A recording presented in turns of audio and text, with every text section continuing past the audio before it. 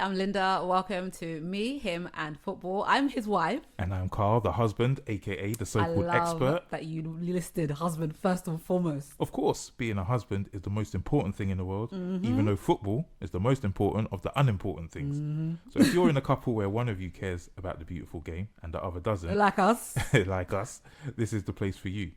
Each week we'll take you through the weekly roundup, spotlight the biggest match of the weekend. We'll be doing our weekly predictions, and most importantly, Linda will be learning about football. Let me tell you something, yeah. I actually think that I know more than you think I know. Like, being with you for the last 8-9 years, I've already learned a lot, but it doesn't matter. Anyone who's listening, we are in this together. We can learn more together. And with the help of this podcast, you will learn all about the beautiful world of football.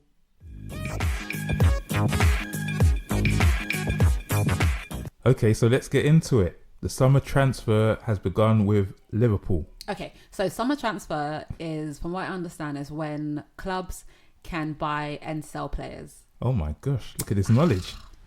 What can I say, baby? What can I say? Yeah, so there's two transfer windows, one in the summer and one in the winter.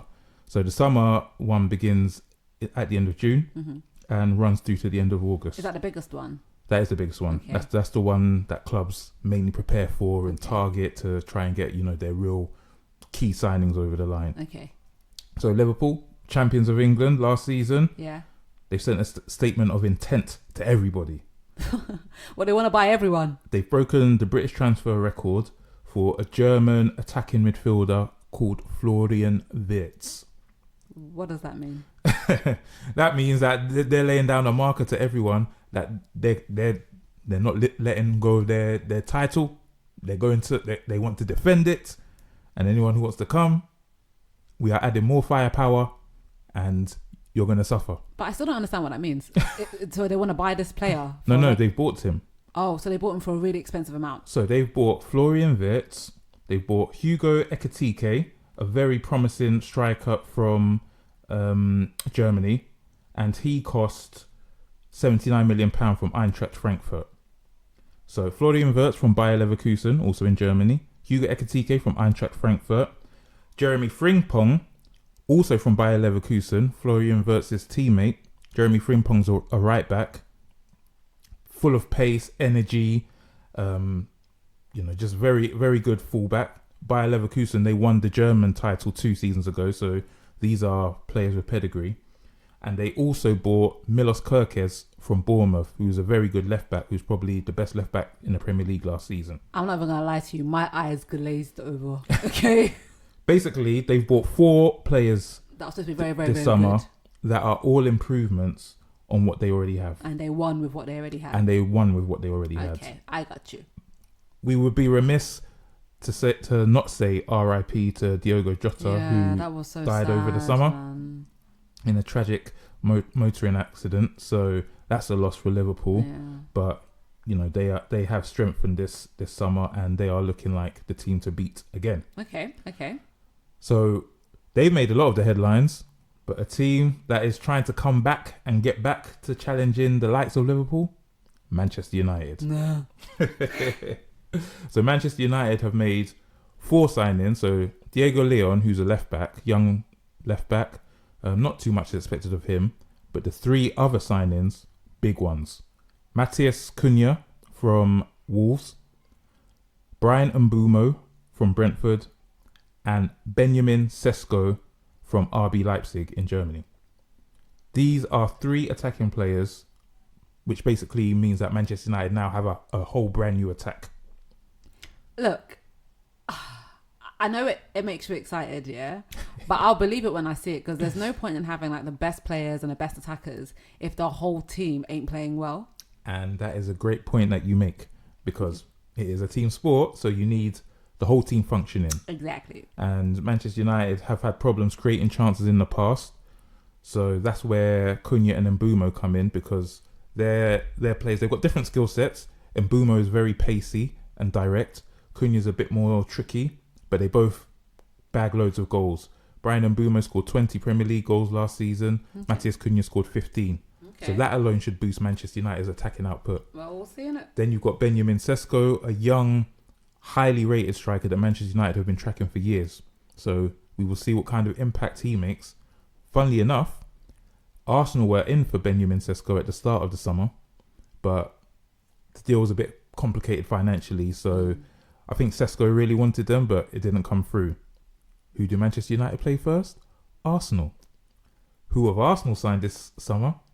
Their main signing is a striker called Victor Gyökeres, who Manchester United did want, and it looked like Manchester United were going to get.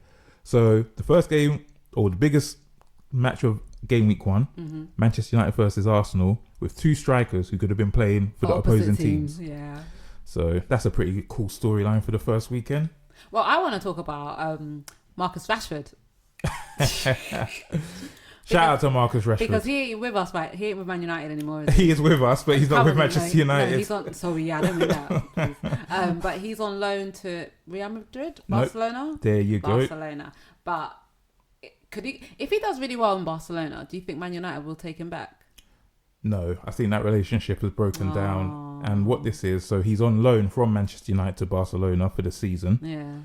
And the idea is that if he does well at Barcelona, either Barcelona will buy him or someone else will be so impressed that they will buy him. Oh, Marcus, man. Don't feel sorry for him. He's living the life up in Barcelona. You know, footballers dream of getting a move to Barcelona. He's got a lifeline that most footballers would love to have. I mean, if you contrast him with Jack Grealish, who at one point was... Yeah, wasn't he supposed to be good?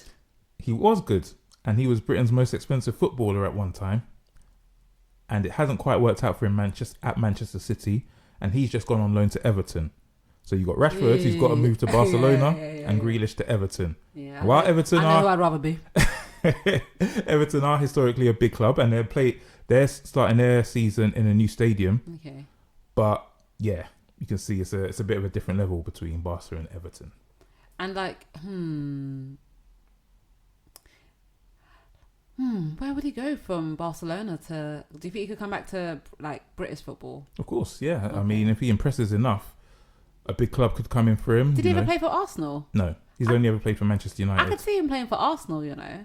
Apart from when he was on loan at Aston Villa last season, he could play for Arsenal. Continuing on from, not only have they signed Victor Gyökeres, they've signed Noni Madueke in a £50 million deal from Chelsea. He's a young winger, so he will provide competition in the wide areas for Arsenal. In the wide areas, they have Starboy, Bukayo Saka. Come on. They have Gabriel Martinelli. And, well, now they've got Noni Madueke. So I think the thinking is that even though he played most of his season for Chelsea on the right-hand side, because that's where Bukayo Saka plays, Bukayo Saka's like undisputed number one. So the idea is that Madueke will challenge Martinelli on the left-hand side. Chelsea, where Madueke has come from, they've been splashing the cash as they always do. They bought 4 players this summer, and they're still looking to buy a 5th. You know, they've bought Liam Delap, who's a striker. They've bought João Pedro, who they're playing as a striker. They've got a young kid called Esteval from Palmeiras in Brazil, highly promising. And they've got Jeremy Bino Gittins, who came from Borussia Dortmund, young English guy, who I think people are underwhelmed, but now they're excited that they've seen him and he looks a bit tricky. Okay. However, they also want Alejandro Garnacho from Manchester United. And I think the clubs are in negotiations.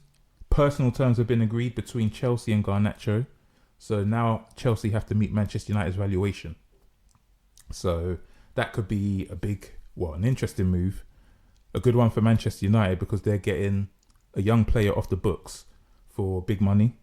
And it will allow them to potentially strengthen in other areas. As you said earlier, you need the whole team functioning. And Manchester United's midfield is still not functional. And they're potentially looking at breaking the British transfer record themselves for a midfielder. So watch this space on that one. And finally, one of the biggest transfer sagas of the summer involves Newcastle and Liverpool. And Alexander Isak, Newcastle star striker, probably the second best striker in the league after Erling Haaland. He was 3rd top scorer last season. In fact, he might have been 2nd. I think he might have even pipped Haaland. He doesn't want to play for Newcastle anymore. He wants to go to Liverpool. Oh. And the talk is that deal would cost £150 million. However, Liverpool put in a bid of £110 million plus some add-ons. Newcastle have rejected that.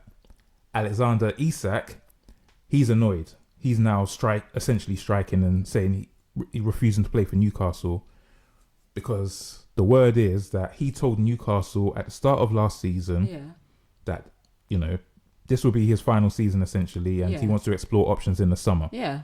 And then apparently 2 weeks before the season ended, he reiterated that message to Newcastle, but Newcastle are not honouring that supposed agreement. Sounds like drama. It's drama. So their star striker, Newcastle star striker, they're not starting the season with him. He's been ostracised from the group. The manager will not let him train with the group. They had a team barbecue. He was not invited. Oh my god. Oh yeah. Sounds like what's his name at Man United when he was behaving badly. Which one? You got Jadon Sancho, even Rashford. I'm thinking of Sancho now. I was thinking of Sancho. Yeah, Manchester United like ostracizing their players and devaluing them. So what's going to happen there then? If Liverpool so what's going to happen? What if Liverpool don't up the money? This remains to be seen. This is what we're all looking forward to seeing. Someone has to break, right? Boy, it ain't going to be him. Well, if it's not him, he's not going to get to play football. And here's the big thing in all of this for all these players who want to throw their toys out of the pram. This is a World Cup year. So if you want to be playing in the World Cup for your country, you need to be playing for your club and impressing your national managers. So you can't afford to not be playing or not be playing well. So the idea that, you're going to say, I'm not going to play, well, it might come back to affect you more than anyone in the long run. Wow, do you know what's crazy? This whole section, my eyes have really been glazed over. I just heard you saying names and words and stuff. But when it got to that part actually was quite interesting. Yeah. So I never knew that players could do that. I never knew there was so much drama involved in the buying and selling of players. Oh yeah, it's a whole. That's why they call it the transfer window saga. Oftentimes when they talk about these transfers, because they can be sagas, it's back and forth. It's bids going in, it's bids being rejected, it's potentially rival clubs coming in, it's a player saying I don't want to play. But also, so Newcastle, they've been a little bit rude, because if the guy's already said he wants to leave and he's told you guys in advance and he told you 2 weeks before the season ended, why are you not letting him go? Well, this is all reported. This is all from the players' side. The club haven't confirmed that, and this is where it becomes he said, she said. Very interesting. Very interesting.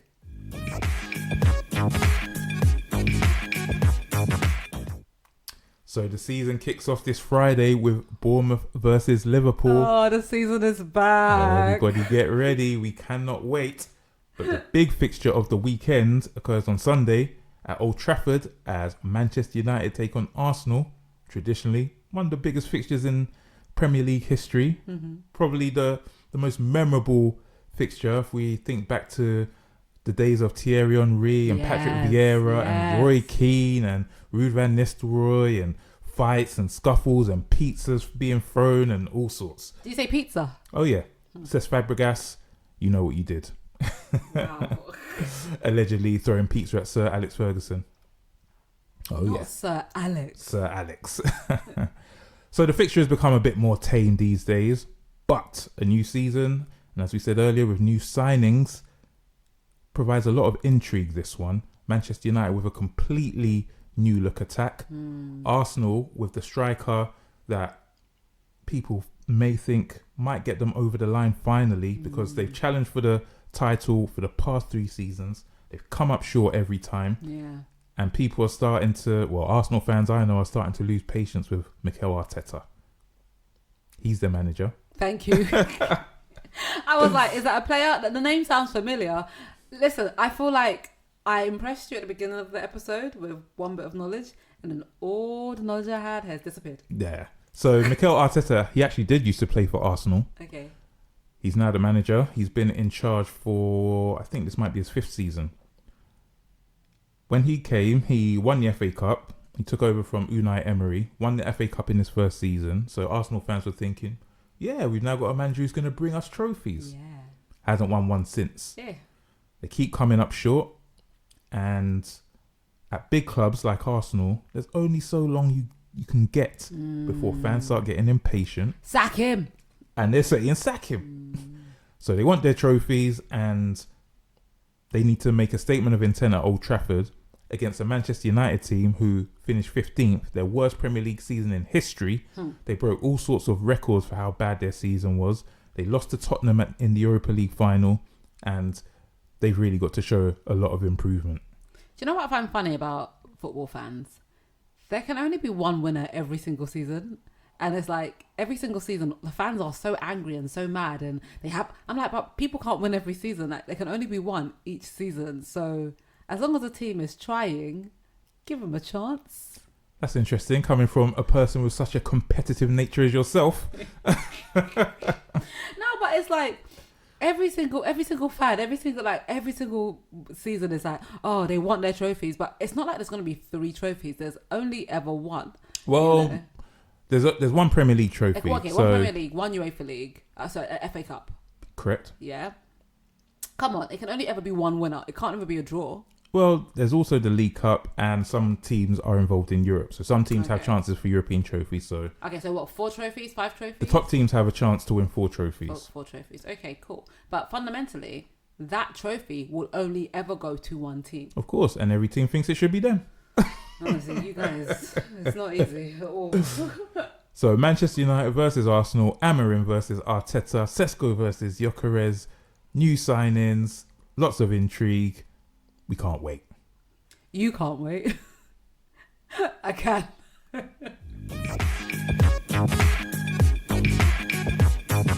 So as the season has just started, we want to do some predictions of how we think this season is going to go. Now, obviously, you are the football head.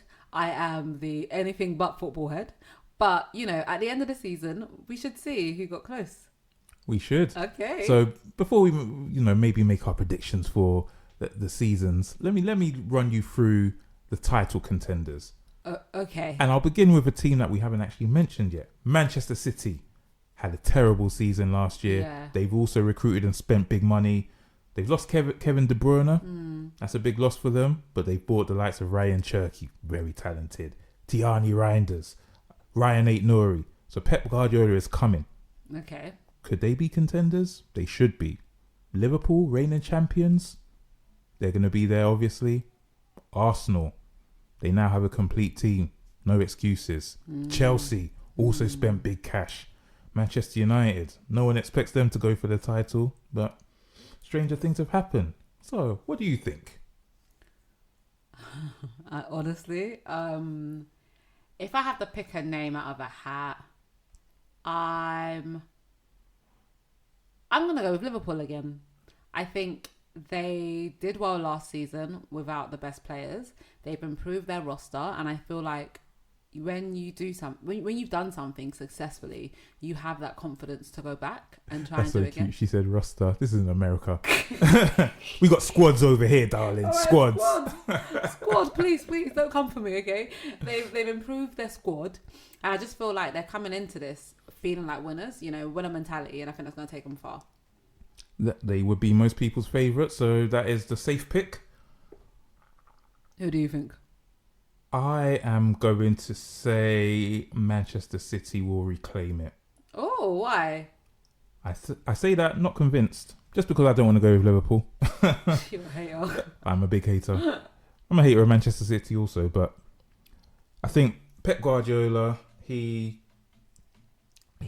rejuvenated the squad. He's got younger legs in there. Erling Haaland, he went through a bad patch last season. Still got his 20 Premier League goals, which is the benchmark for like the top strikers. Yeah. But Erling Haaland's really a guy who looks to be getting 25 to 30 goals. So he's going to want to bounce back. I think it was going to be a close run thing. I think there might only be 3 points in it. So I'm going to go with Manchester City to win the title. Arsenal, Liverpool, and I'm going to be bold and say Manchester United to round out the top 4, the Champions League spots. Okay, so those are your top 4. So my top 4 then are Liverpool. I'm going to go even wilder and say Man United, Chelsea, and Man City. Ooh, so you're predicting Arsenal to collapse? Yes. Muy interesante.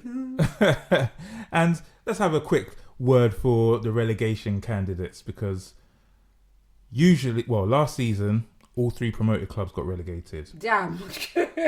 Yeah. So this season we have Sunderland, Leeds, and Burnley.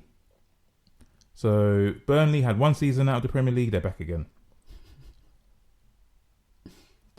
I think the smart money is on all 3 of those going down. I mean, the rest of the league is quite strong.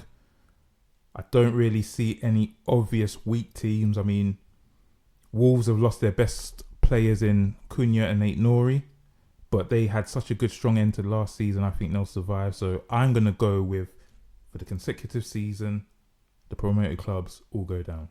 And you know what? I know no better, so I'm going to say the same.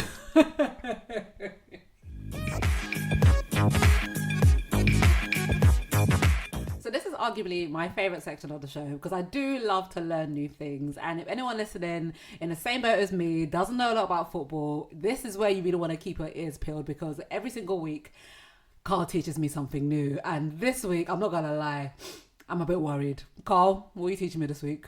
This is probably the most fun thing I can teach about football. It is Fantasy Premier League, the world's most popular fantasy game. 11 million teams registered last season. FPL, the game that consumes the lives of football fans for 10 months. Oh my gosh. So what is FPL?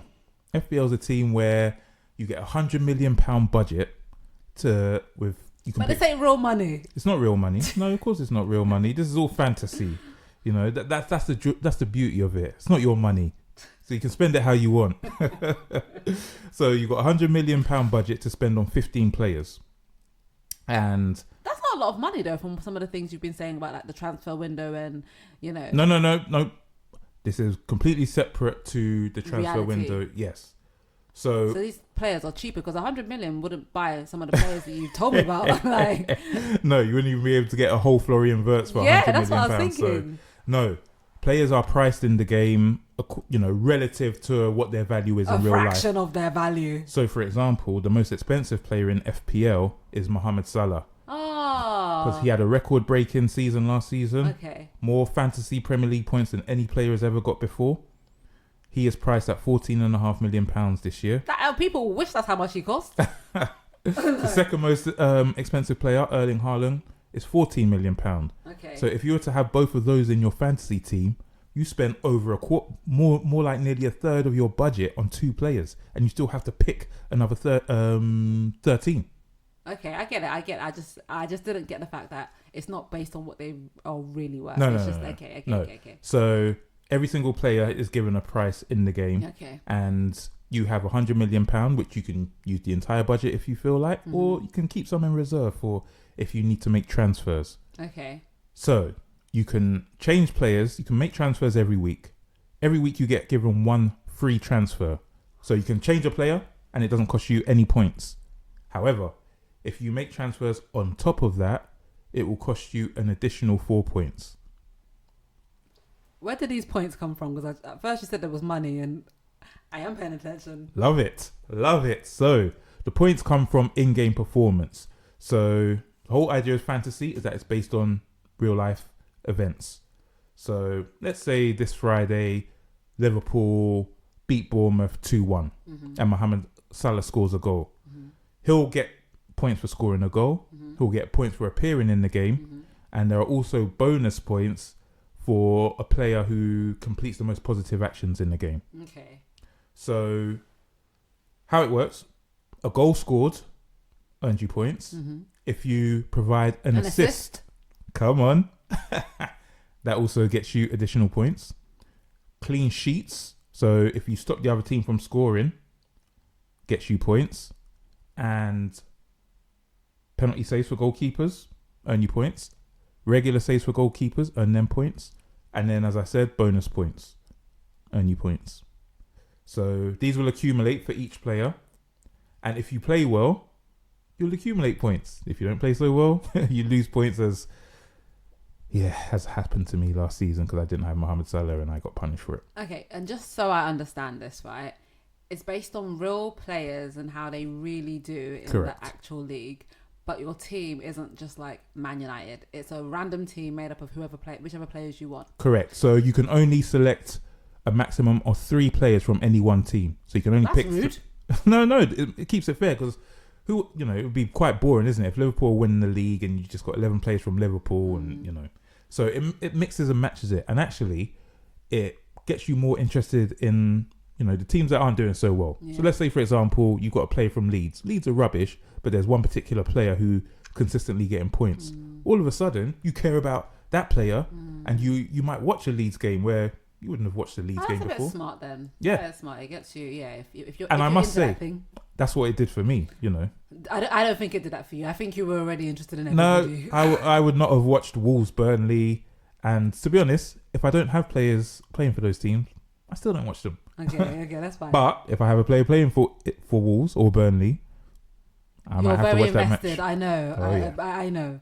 Okay, so what if, for example, a player gets injured in real life? How does that affect the game? Well, obviously they don't appear in real life, so they can't earn points. So you'd probably be wise to transfer them out if you can. Okay, and what is the aim? So, I mean, there are prizes for winning FPL. I think the overall first prize gets, you get hospitality at a selected Premier League game, and I think they might give you some other prizes like maybe a laptop and a ball and other things. I'm sorry, you guys can't see me. I'm just making faces. She's rolling her eyes. I'm rolling my eyes because those are. I'm not to be rude. Those aren't like a one in a lifetime prizes. Of course they're not. Laptop. And guess what? Most of us don't care about those prizes. That's not why we play FPL. We play it for bragging rights over our friends. So the key thing about FPL is you can create mini leagues. So you can play with your friends, family, workmates, colleagues. And it's all about bragging rights, isn't it? Oh, look at your team. You did rubbish this weekend. Look at my team. I've outscored you by 30 points. And it goes like that. I can guarantee you, and I love you, but I am not creating a team. We'll break her down eventually. Maybe in 10 years' time, but I am not doing that. Also, with FPL, is it just male players, or can you pick female players as well now? No, so this is just the Premier League, so it's just men's football. I'm definitely not playing now. Actually, I'm not sure if there is a women's Super League fantasy game, but that would be a pretty good idea. That would be a way of getting more people invested. Yeah, so maybe we should pitch that to them. Listen, leave it with me. Okay, so now I feel like I understand fantasy. I can just tell anyone it's a place that's not real, and it's like Narnia. It's Narnia for football, and you can make your own team. You can pick a maximum of 3 players from any team, and depending on how well your player does, is how many points you get, and you get 100 million to spend on players each season. Listen to that. It sounds like she really wants to create a team. Why is she resisting? Yeah, I'm not resisting. I don't want to. But thank you for your information. So to couples versus the league, and time for this week's predictions. Wait, before we forget, at the end of the season, we have to go back and see who got the most predictions right. Oh, of course, we'll be counting them every week. Don't worry. And then, so what's the prize? Because we have to win something. Maybe we'll let the viewers decide.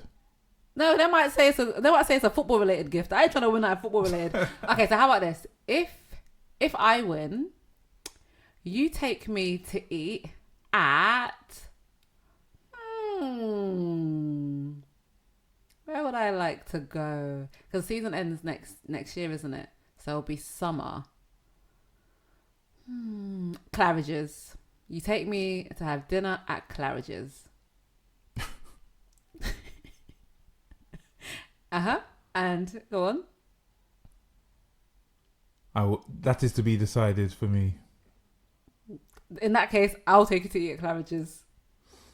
Nah, that's not a prize I want. How about something football related? Nah. You don't want no prize. You forfeited your prize.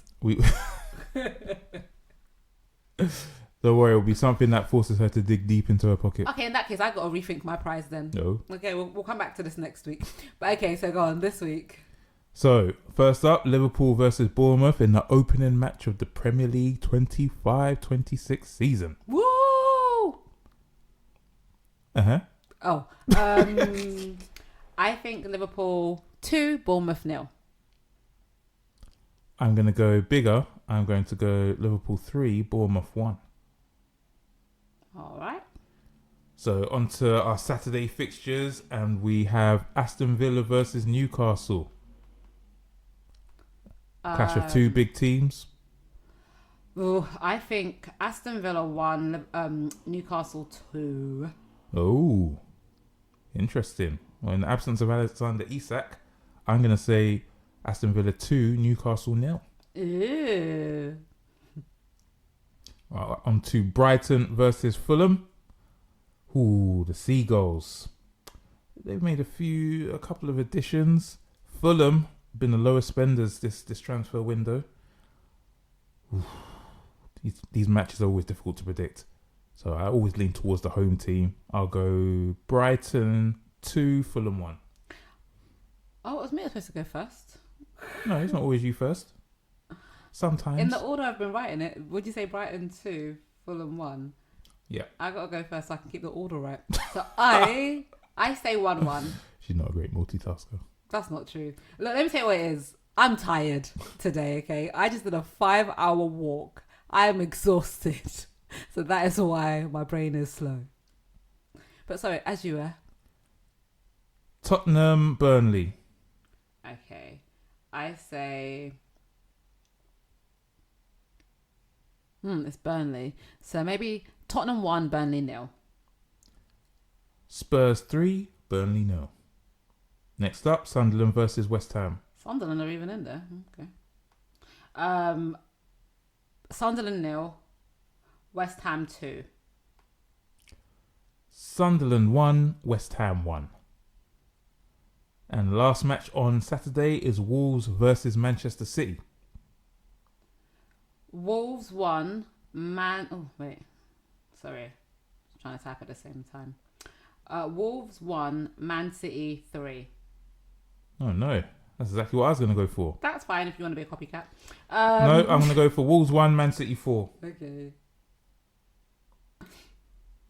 On to Sunday's fixtures. Chelsea versus Crystal Palace. Chelsea, who won the FIFA Club World Cup over the summer. So technically they're World Club champions.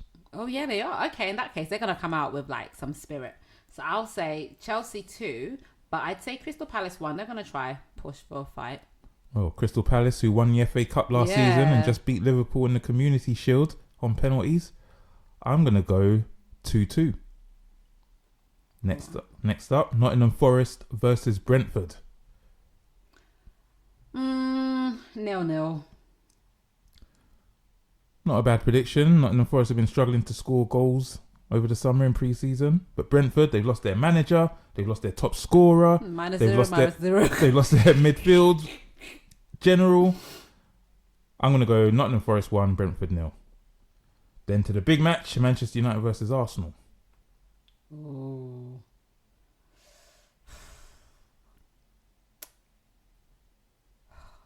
1-1. That's my prediction. That's fine. 1-1. That's okay. And then finally, on Monday, we have Leeds versus Everton. Oh, maybe Leeds. Leeds are new into the league, right? Correct. Everton aren't new. Maybe Leeds 1, Everton 0. Interesting. I'm going Leeds 1, Everton 2. Oh. So that's it for the predictions for this week. I thought there'd be more games. That's not that many games, you know. Yeah, 10 games.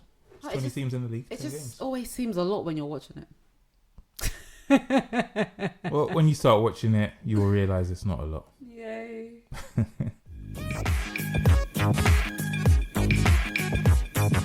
Now, you know I couldn't go through this episode without talking about the ultimate title that has been on its way to being claimed for the last 9 years. Ladies, you know what I'm talking about. Cristiano Ronaldo is officially engaged. He is. I can tell that you are not excited. You're like, this is not a football podcast I signed up for. Well, it's why I signed up for. No, we had to say congratulations to Cristiano and Georgina. Yeah. Someone said, I saw a comment that said he made sure that he gave her the amount of carrots for the amount of years she's been waiting. Oh, is that right? That rock. I did see the size of it. The size of it's like It looked like the size of Gibraltar. literally, like, girl cannot bend her. She cannot bend her finger. Like, it's allegedly worth between like 3 and 5 million. And it made, Light change for Cristiano. like, what do you mean laughing? And it made me laugh because I think the comment that her status, her caption was, I said yes, and in every lifetime, who would not say yes?